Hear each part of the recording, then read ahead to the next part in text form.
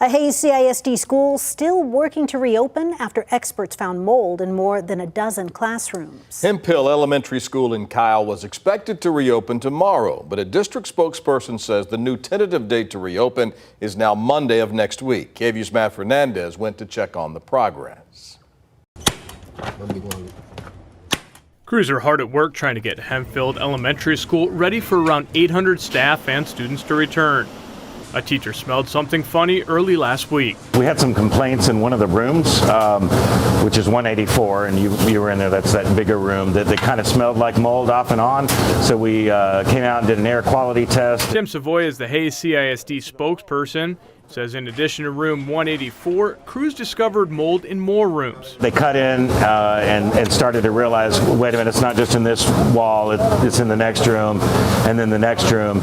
The district hired a professional crew to remove the mold. Basically from the ground up, in most places about 2 or 3 feet. So they went and they had to cut above where the mold was, and they removed all of that. And behind this plastic that they're putting up are just the wall studs. So they'll have this temporary fix in the classroom. This is what teachers and students can expect to see when they return.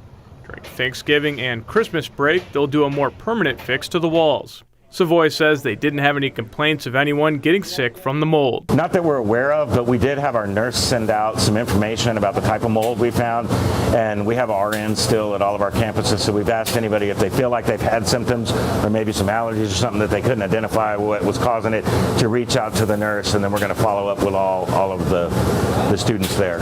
Crews are expected to finish putting up all the black plastic before students return next week. The custodial crews will get the furniture ready. Teachers are also expected to come in to get their classrooms ready. Savoy says the school is safe. Done the air quality test after the fact to test it again. That's come back fine. The air is clear and it's good. In Hays County, Matt Fernandez, KVUE News. Matt, thank you. Now, the type of mold found is aspergillus. According to the CDC, for people with healthy immune systems, breathing in this type of mold is not likely to cause serious health problems. But for people who have weakened immune systems, they can experience lung or sinus infections. Less serious symptoms can include stuffy nose, wheezing, or itchy eyes.